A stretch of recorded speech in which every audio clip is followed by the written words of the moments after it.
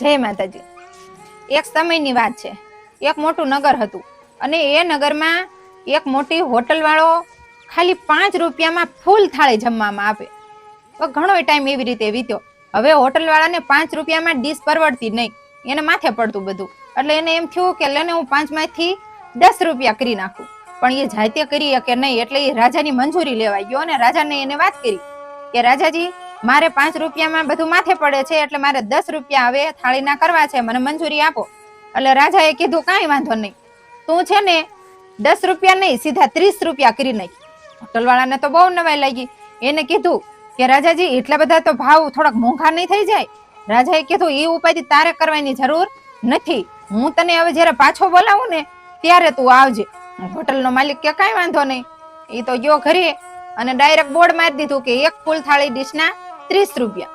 હવે જે નગરજનો દરરોજ 5 રૂપિયાની થાળી જમતા એને ડાયરેક્ટ 30 રૂપિયા દેવાના થાય તો એ વિરોધ તો કરશે ને. બધાએ ભેગા થઈને હોબાળો કર્યો અને રાજા પાસે ગયા બધાએ અને રાજાને ફરિયાદ કરી કે પેલા હોટલનો માલિક તો તાનાશાહી ચલાવે છે, પેલા જે 5 રૂપિયાની ફૂલ ડીશ દેતો એ ડાયરેક્ટ એને 30 રૂપિયા કરી નાખ્યા, તો અન્યાય કહેવાય. રાજા તો ગુસ્સે ભરાઈ ગયા. એને એમ કીધું તો આવું થોડું હાલે, મને પૂછતોય નથી ને ડાયરેક્ટ આટલો બધો ભાવ વધારો કરી દે છે, બોલાવો હોટલના માલિકને. હોટલના માલિકને તો બોલાવવામાં આવ્યો અને એ બધાએ વચ્ચે રાજાએ એને પૂછ્યું કે હે, મને પૂછ્યા ઘાંસ્યા વગર તું આટલો બધો ભાવ વધારો કેમ કરી નાખેસ? એટલે તો કઈ બોલ્યો જ નહીં. રાજાએ તો હુકમ કરી દીધો કે તું અત્યારે જે ભાવ લેશ ને એના અડધા કરી નાખ.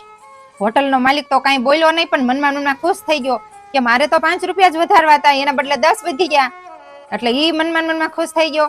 અને આ બાજુ નગરજનો હતા એને એમ થયું કે 30 રૂપિયા હતા એમાંથી અડધા એટલે 15 રૂપિયા થઈ ગયા, તો એને રાહત મળી ગઈ. એટલે આ બાજુ હોટલ વાળો ખુશ, આ બાજુ નગરજનો ખુશ. આવું જ છે અત્યારના જીવનની વાસ્તવિકતા. જેને સમજાય ને એ કમેન્ટ જરૂર કરજો.